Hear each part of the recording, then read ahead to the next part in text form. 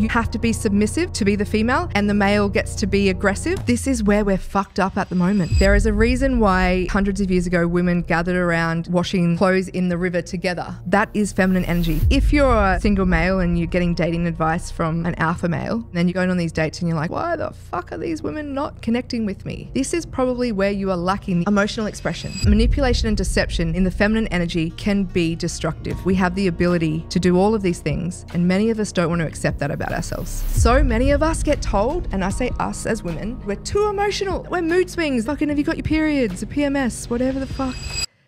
We do, though emotions are what's needed for the depth and the colour of life. Welcome to Life by 8, your blueprint for designing your ultimate life. I'm Rebecca Grugan, your architect on this journey to building a life fully lived. Using our 8 pillars to human wellness framework, we'll explore how to transform your everyday from ordinary to extraordinary. So let's go.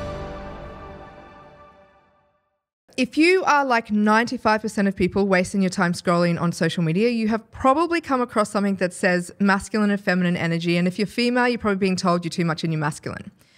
Basically, what I want to talk about today in this podcast is what is masculine, what is feminine energy, and why is it stopping us from actually moving forward? So we talk about, you might have heard yin and yang, light, dark, mature, juvenile. Everything in this world is energy. So it means it has to be positive, negative, black, white, right, wrong, all of these sort of things, right? And so though needing all of those makes you whole. And so speaking about masculine and feminine energy is something that's trending because people are wanting to make sense of themselves, and making sense of yourself is a great thing to do. The thing about masculine and feminine energy though is the way we live in society has people thinking that feminine, i.e. female, is weak, and masculine, i.e. male, is dominating. That is the society that many of us have been raised in. So to expect us to be able to change and just be like masculine, feminine, and everything's great and I have it all in me, it's very, very hard for people to actually swap and change and make sense of masculine and feminine without applying it to a gender and therefore their own expectations or their own beliefs of what that gender means or represents. So I want to speak into that a little bit at the beginning, because being able to make sense that masculine and feminine may have you unconsciously rejecting energetics in this way. If you can make sense that you grew up in a society where women were seen as lesser than men, and that is a truth, and in many societies in the world, that still exists, right? What happened was then we went through the feminist era and we went through female empowerment, which was extremely important to do. The thing is, though, we've now got people telling us that we're too much in our masculine if we're female, and men are feeling demasculated or whatever that word is, but they're feeling like they can't step into their masculine energy. And so relationships and the divorce rate is what it is. It's, between 40 and 60%, with 80% of divorces being chosen by the female. So the female is choosing to leave the relationship 8 out of 10 times. And so if we think about people who are married sort of between the ages of 20 and 50 at the moment, that divorce rate that's coming in at that 30, 35 years of age, these are females who we are wanting men to step into their masculine to make decisions, because we are the generation that is the opposite. So our parents might have been the ones who went through the feminist movement and the pendulum swung from being all up here about the male, then all about the female empowerment. And we stand on absolutely the shoulder of giants, and it's been extremely important for that to happen, that we're swinging back in.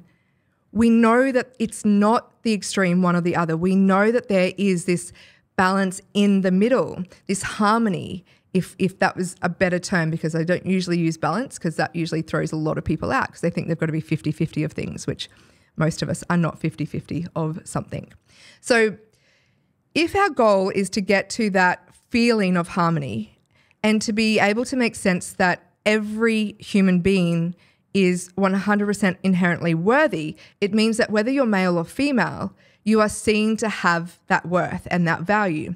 And so if we can start to look at masculine and feminine energy from a being and doing energy rather than applying it to the male or female ways that currently is what we translate it as, we get to start to make sense of it without rejecting it. Because when we reject parts of ourselves, we start to see ourselves as lesser than. We start to see ourselves as not worthy or not good enough. And one of my primary goals is for people to love themselves and for people to actually feel 100% worthy and go back to that remembering of that 100% worth when you're born. So I want to make sense, though, for you to help you understand feminine and masculine energy, being and doing. So the positives of the masculine energy, because everything's energy, which means there is negatives and positives. So the positives of the masculine energy are strength and courage. It represents qualities like physical and emotional strength, resilience, grit, the ability to take decisive action when needed. Many women say they want their husbands or their partners to make decisions, to say, you know, would you like to go on a date at this time, at this, and it's like just a yes or no answer is required. So many women are having to lead in their jobs, in their careers, in the household, and they want the men to take the lead. The masculine energy is this taking of the lead, being decisive, making decisions. Assertiveness and leadership. It embraces assertiveness, leadership skills, and the capacity to initiate and drive change or progress. That initiation, that ability and that willingness to go first. This is masculine energy. This is doing energy. Clarity and focus. The masculine energy values clarity of thought, purpose, and direction, which supports setting and making and achieving goals effectively. The protector and the provider, and this is something that a lot of men strive for and a lot of women want. And so nurturing a sense of responsibility, protection, and provision not only of yourself, but of those that you care and are in your family, fostering that security and stability, whether that is in your family, your direct family as in your wife or your children, but also in the team that you may lead in your business or in your career. Being that person that people can rely on for that protection, that is masculine energy. That is what we need more of. That's what we want as the female. We want more men to be able to do that. But for men to be able to do that, they need to be able to step into that. You need to be able to surrender. Then there's potential negatives. And I use the word potential because the thing is that what I may deem as negative, others may deem as positive. And that's the thing, right? We get to have all of these opinions. But some of the negatives of the masculine energy that may stop people wanting to step into it out of fear or people don't want to let go of is because it gives them dominance and control. So the darker or the negative tendencies of the masculine energy tend towards behaviors of dominance and control and exerting power over others rather than with. This can sometimes lead to aggression and manipulation. This is what a lot of men talk about, fearing. They don't want to become this, so they step into the power because they are concerned that society is going to look at them as aggressive or that they're trying to manipulate a situation or that they just want the power. Another negative could be the suppression of vulnerability. So a lot of men inhibit their expression of vulnerability. They don't want to show emotions or have sensitivity. They go into detachment or stoicism, and there is magic in stoicism. Though if you take it to the extreme, as with anything to the extreme, you can really get yourself out of harmony and feeling rejected. And so the ability for men to cry, for boys to cry, many of us have grown up with that being, you know, we've been working towards giving permission for men to cry, and that is important. The thing is, though, is when men go too much to that extreme and they're full in the vulnerability, they're fully not able to hold space for the wild woman, the wild feminine, which I'll get into at another stage in this podcast, is the men need to be able to hold the feminine. When you don't hold the feminine cannot surrender to the masculine. Therefore, they have to step into the masculine to feel safe. Because the thing is, right, with energy, if you are not safe in your body, if you cannot feel regulated in your nervous system, you cannot surrender, you cannot flow between the masculine and the feminine. And when we speak about these energies in a relationship, being able to move into the polarity to keep the attraction is impossible. So it is important to be able to understand that these emotions, these energies, masculine and feminine, requires you to be able to flow between in yourself and when you are in a relationship, because the polarity is what is required, because everything is energy, positive and negative. Another negative in masculine energy is rigid traditionalism.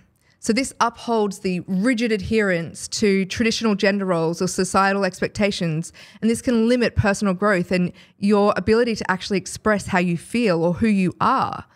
And so I speak to some clients. I was speaking to a male client of mine yesterday, and he was talking about traditional roles. I do the outside and she does the inside. And we'd sort of started looking at the shadows now that he's ready for it. And he was like, I slaved outside in the yard and I loved doing it, but the language he was using was about slaving away. And then he came inside and his wife loves the football and she was watching the football, but the washing was behind and there was dishes everywhere in the house. And he did what I've spoken to previously about banging the dishes in the sink, and then just made the slight comment when he's picking up the dishes of like the house is still a mess, without being consciously aware of what that was doing, what he was creating. He wanted her to be aware that he's been outside and he wanted that recognition. They wanted the traditional gender roles. The thing is, though, is that she wanted to watch the football and he judged her on the fact that he's done outside and she hasn't kept up with her traditional gender role inside. He's not doing this deliberately. He doesn't mean to hurt her, but he feels hurt because he is doing what he thinks is the male role and expecting her to do the female role, which actually puts eggshells everywhere in their relationship and actually puts distance between the two of them. Instead of actually getting what's under that, what is his real feeling? And this is the thing, right? He talks about traditional gender roles, but then suppresses the actual feeling and the emotional. And then when we did the should exercise, he's like, I should help with the washing more, which is a complete contradiction between the actions he's actually taking when we talk about the gender roles in the house and that scenario that I've used. Right? When we make comments like that to our partners based on our judgments, based on whatever energy we're sitting in, whether it's more of the masculine, more of the feminine, more of the doing, more of the being, what can happen is that when he drives into the driveway and she's home, she gets up feeling guilty for sitting down and is walking on eggshells and trying to make it look like she's achieved something, that she's been doing things. The problem is, right, is that when is he ever being? When is he actually ever going into his own feminine and allowing himself to be so that she can do? Because if he's always doing, the only option she has is to be. Because that's what gets polarity. If he's doing and she's doing, there is no attraction. There is none. And so the actions we actually take unconsciously when we are not sure of where we are in our masculine and feminine energy and how that's showing up within ourselves, we take it out on those around us and we end up getting the results opposite to what we actually want.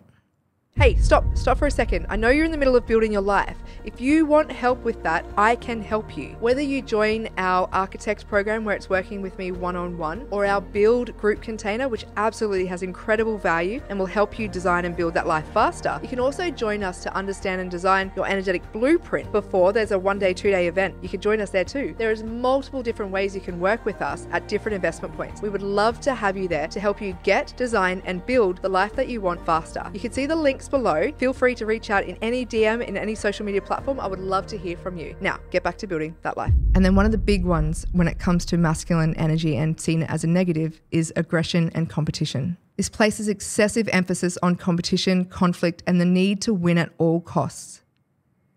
This can actually ruin beautiful relationships, beautiful parent-son, parent-daughter relationships. This competition can be healthy. In sport, when we are using conflict to keep ourselves in the masculine and diminish the beliefs or the ideas or the value of others just so that we can feel safe in ourselves, We win maybe, but in the long run we lose. And so this is a negative trait of masculine or doing energy. And when you can become aware of this, you can solve so many relationships in your lives, not just the romantic one you may or may not be in, but also with your friendships, with your work colleagues. Conflict is actually not needed. We can have polarity, we can have difference of opinions, we can have this, but the way in which aggressive conflict, as in fighting, that win at all cost mentality, war, what does it actually achieve? You might think that you win, but I guarantee that you lose long term. So it's the masculine, right? And if you're female, you're probably too much in your masculine. It's okay, I'll speak into this more shortly. So I want to speak about the positives of the feminine energy because so many in society think that females are weak. Without females, we don't fucking have more humans because you actually need the female to birth you. So, cool story, bro. If you are telling yourself that feminine and female is weak and I can't be weak, and for many of you who were birthed in the 70s and the 80s as the feminine movement took hold, this is where the speaking of or being told that you're too much in your masculine can come from. Because we, our parents, our mothers especially, were the first generation that were having to experience that shift away from the male-dominated relationships or the male-dominated marriages or workplaces. Childcare is not or has not been around for that long. We talk about it coming into the 50s. Women were starting to be encouraged to go back to work because productivity was needed and the economic growth needed more humans. So we sent women back into the workplace. So childcare was invented, right? So the positives of the feminine energy, and I can tell you that I've planted the seed about the childcare system there because it's going to matter in a couple of minutes. So nurturing and compassion. The feminine embraces empathy, compassion, and nurturing, fostering emotional connection and support for others. This is feminine energy. This is being energy. This is being with. So if you're a male and you're like, I don't fucking want to be female, I don't want to be feminine. Okay, if you look at this as being energy, this is your ability to be with others, to be able to sit with your mate and not have to get drunk and just be able to sit there and hold the space for them for whatever they're going through. Being energy is feminine. Intuition and creativity. So the feminine actually values intuition. The feminine, the being energy, is creativity. It's the ability to perceive and understand subtle energies or emotions, the ability to lead and read a room and make sense of what might be going on for that individual compared to that individual.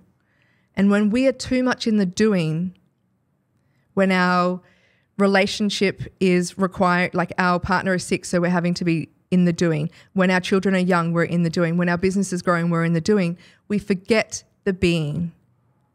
And the being is where the growth actually comes from. It's where we actually create the solutions. It's where we can actually tap into who we are, into that intuition, into that knowing. It's why so many healers and energy humans are in their feminine more than their masculine, because they're able to tap into that intuition. And so if you are having problem after problem in your relationship, your life, your business, you are likely too much in the doing, too much in the masculine, and not enough of tapping into this intuition and not enough in the being. Collaboration and harmony. There is a reason why decades, hundreds of years ago, women gathered around washing the clothes in the river together, because they collaborate and they harmonize together, they cooperate, and their ability to create those relationships in that harmony, in those environments, that is feminine energy. That is being. To be able to do that, to collaborate in a healthy way, requires being.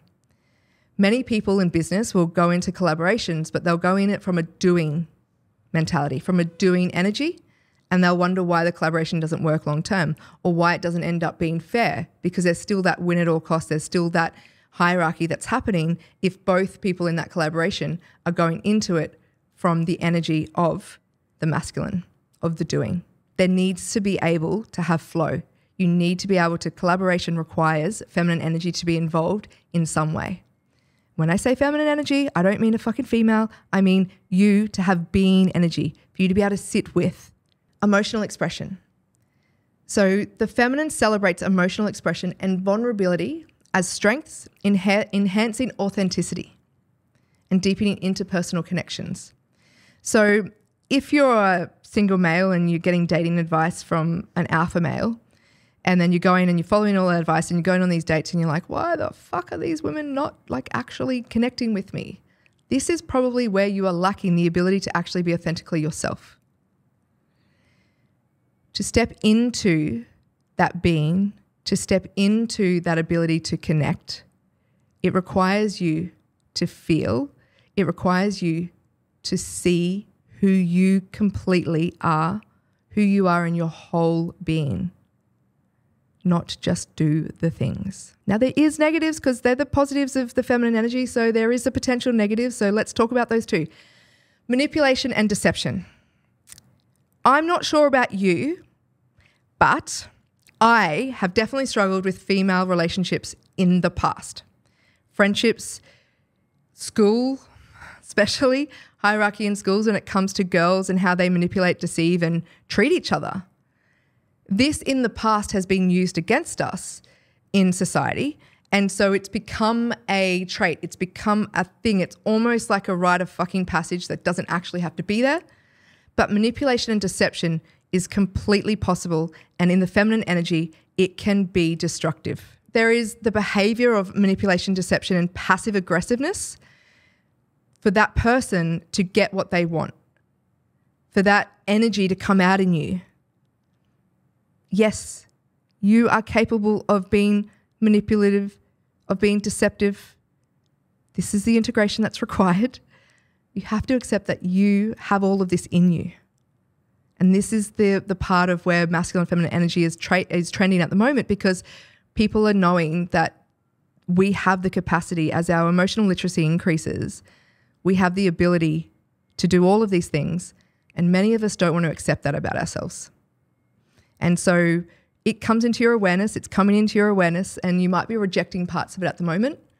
And this is because who the fuck wants to be seen as manipulative and deceptive?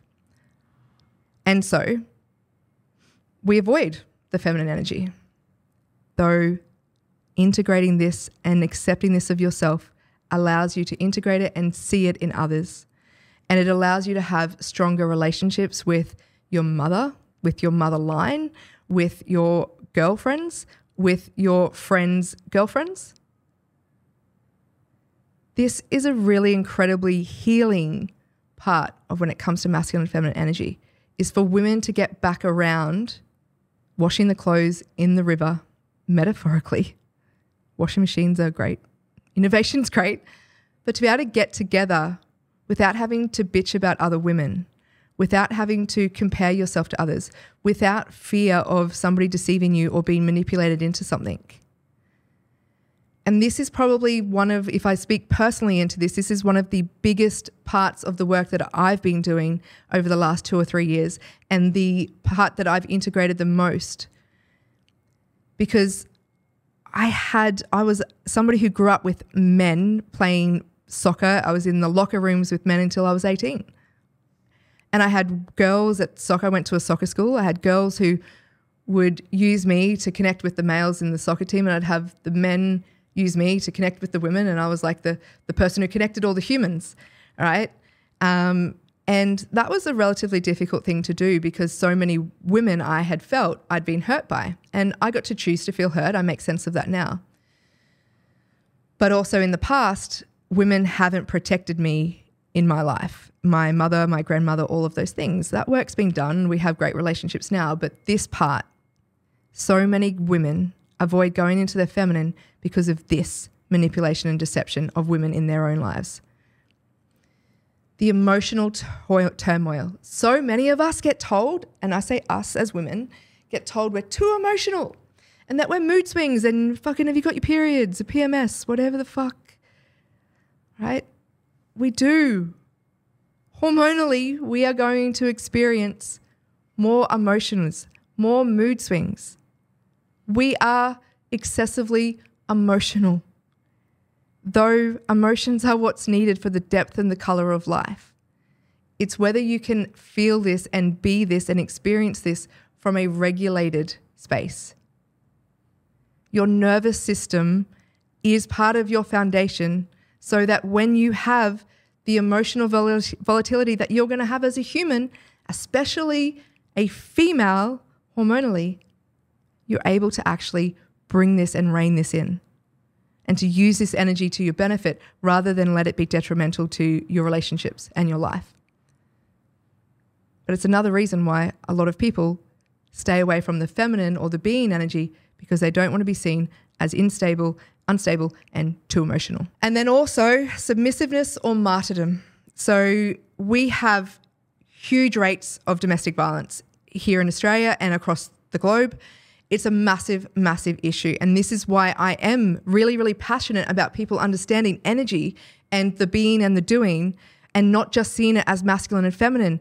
Because when you can make sense of that, you don't have to be submissive to be the female and the male gets to be aggressive. When it can be both, when it can be all, when it can be and, we can start to break down and make sense and really start to decline the rates of domestic violence, because the individual gets to actually show up completely as they are and feel safe in their bodies to do so. So the more people who can understand and make sense of this energetically in themselves, the better we are going to have when it comes to family violence, domestic violence. We're going to have people who can actually stand in their power and feel safe. And we're going to have people who can respect and see those boundaries and make sense of them without the defensiveness. But this is where we're fucked up at the moment. We genuinely need to make sense of energy so that we can utilize it rather than be used, rather than be drained by it, where we actually have no energy to move forward or to do anything or to get ourselves out of situations or to change our lives. And so this submissiveness that is a negative of the feminine energy, this tends towards a pattern of sacrifice, sacrificing our own personal needs for the sake of others. And it's at the cost of our own happiness. So many women go into relationships thinking that, and having children, that they have to sacrifice who they are. And then all of a sudden their children go through a space where they move out of the home. So maybe they're 16, 17, 18, 19, they're going to college, whatever the fuck they're doing. University, sounds like I'm American and I am not, clearly by my accent. So when you go through transitions in life, whether that's becoming a mother, so leaving the maiden and moving into motherhood, whether that's your children leaving you and you're having an empty nest, if you have sacrificed, if you have been a martyr for others, you will have no idea who the fuck you are. And this happens so often. I see it in the families in my early childhood centers. I see this in my clients whose children are growing up. I see this in children, in people who are going through divorce. In every part of your life, in every transition you are going to go through in your life, always putting yourself first, allowing yourself to be selfish, and understanding that self-care is not selfish is extremely important. The thing is, though, is for our nervous systems that are so fucked up, it requires us to be. It requires us to go more into the feminine. And I don't just mean us women, I mean everybody. To be able to accept the feminine, to accept the need for being in ourselves. Because there is strength in that. Because at the end of the day, the person you are going to spend the most time with is yourself. You may be married for the rest of your life. How beautiful is that if the marriage is healthy, right? But at the end of the day, you spend the most time with yourself. And so if you sacrifice yourself and your needs for others, it is not healthy. And so integrating this part of the feminine is extremely important for everybody, male and female, or whatever gender you identify with. Also, overly passive and withdrawn. Females, feminine, being, when they withdraw from assertiveness and personal empowerment, this makes us be the victim. And this is where the societal belief of women are weak, the feminine is weak, comes from. This is a negative trait of that. So I want to wrap that up so you've got a bit more sense of the masculine and feminine from my own opinion, the doing and the being. And when we talk about integration and harmony, you can achieve this. This is and has to be for you. So integrating this is about you, not doing this for anybody else, as is anything that I ever speak about. It is about you. Nothing can be mass produced, all right? Masculine and feminine energies, there is no such thing as 50-50. You may be more masculine than feminine. You may be more feminine than masculine. The thing is that you have both energies in you. It's integrating and accepting that you have all within you. But it doesn't mean that you have to have this being and doing and this balance that everybody's trying to design their life around, and in their relationships trying to be 50-50. Relationships are 100 and 100. And so whatever your 100 equals, know that you will not be 100% masculine and you will not be 100% feminine. That is the only rule that I can put in here. But expecting yourself to be 50-50, as in 50 masculine, 50 energy, you're going to fucking drive yourself crazy. So making sense of who you are and your energy blueprint, that is why that's such a foundation of the work that I do, because when you can understand your energetic blueprint, then you can make sense of the masculine and feminine and know that maybe you have tendencies and traits that are more in the masculine and you like doing more. Because the nature versus nurture fucking argument that has been going on for decades and decades, we need both, right? But you may have been nurtured in a way or grew up in an environment that requires you to be more in the masculine, more in the doing. And so rather than rejecting that about yourself, allowing yourself to look for moments and opportunities where you can be more, because you're going to need both. But trying to get 50-50 is going to drive you crazy, right? So I want you to understand that this is about you and integrating the positive aspects of both masculine and feminine energy for you, and also allowing yourself to face the challenges that come with the negative traits of both. Because if you've got the positives, you're going to have the negatives. You get to decide whether you want to integrate those or you want to keep rejecting them. But it requires you to come. You've now got awareness. If you've listened this far in the podcast, thank you, and I would love to hear your comments below. But the thing is that you have got to face the fact that you can be the negatives that I've spoken about today. That these are within you and these are possible. And so some of the tips that I want to share with you about the integration and the starting of this integration or this shadow work, whatever you want to call it, is awareness and reflection. So now that it's in your awareness, you've heard me speak about it. Whether you're willing to actually acknowledge this in you is the next step, right? So the ability to go through reflection, sit with the episode that you've just listened to. See which parts of it you resonate with, that you rejected. Which ones did you have a visceral rejection of? Because that's usually where to start when it comes to shadow work.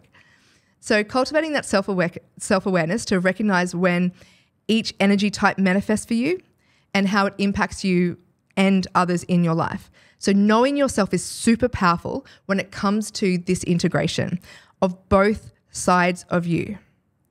What does being look like for you, and what does doing look like for you? Audit and reflect over your life, over your day. Where are you doing and where are you being? Because if you're only doing, then you need to be being. And if you're only being, you need to fucking do something. Because it's fucking frustrating. And you'll be like, why is nothing ever? And you'll stay in victim. So where are you being and where are you doing? And what does that look like for you? Because it's going to be different. Not everyone fucking likes yoga. So if you think yoga is the only thing you can go to do to be, then you are limiting your options. What does being look like for you? For me, creativity, painting, creating random fucking sculptures like the one behind me. This is me being. Doing, that's the thing I was doing too much of. So the last 2 or 3 years, I think we're at 2.5 years actually, I have been being more so than doing, and it's serving me greatly. And so for you, for the women out there, I'm speaking to you in this moment, is being and allowing yourself to be is not only going to serve you and your children, it is going to serve your relationship if you're in one. So being is extremely powerful. You don't have to keep just doing. Communication and boundaries. So practice open communication, set healthy boundaries to managing conflict. This can really help foster and understand who you are in relationships, because relationships require flow between all energies. That is where attraction comes from, in the polarity. I used to fucking hate the word polarity, like actually hate it. But that's because of who and what I had attached to that word. But that's a whole nother episode in itself, right? And I'll speak into that at some other point. But emotional intelligence as well. So developing emotional intelligence, knowing how you feel. So many people only know what mad, sad, glad is. And so some of the work that I do in the early childhood centers and in Life by 8's curriculum is we actually increase people's emotional intelligence. There's a game coming out, and for those of you who like competition, i.e. doing or being in your masculine, there's 108 emotions on the emotions wheel. Would you actually be able to know the definition of every single one of them? That game that's coming out is going to be able to do that, so that's going to be super fun. And also to be able to express those emotions safely for yourself and keep the safety of others. This is why your nervous system and communication skills are so important, and that's why it's at the solid foundation on what you design your life on, which is in another podcast I've recorded. You can hear about the nervous system, and you can also learn about the A4 principle as well. And so I want you to understand that you can go from awareness to embodiment with all of this energy, and you can actually embrace your personal growth. You can challenge any limiting beliefs. You can explore new perspectives and integrate those lessons, because everything happens for you. And so the fact that you can actually look at the masculine and feminine energy within you, the doing and the being, the light and the dark, the yin and the yang, when you can actually look at all of that, hold that within yourself, you increase your capacity for more of everything. More love, more joy, more money, more things, more creativity, all of the things. Because energy is everything. Don't allow yourself to reject masculine and feminine just because of what you think it means. So let me know your thoughts. Share this episode if you have found it to be valuable. And if you haven't, also let me know, because I don't want to waste your time. I'm here to provide value. So if there's anything you want to know more of, if there's anything you're like, that was fucking shit, let me know. I love it all. So thank you for being here, and be safe. Thank you for joining me living Life by 8. If this episode hit home, brought value to you in any way, I would love your support with a 5-star review on Apple Podcasts and Spotify. And don't forget to subscribe on your favorite platform too. And don't let your journey end here. Connect with me and my community at Rebecca Grugan on all social platforms. I look forward to going deeper with you on your journey.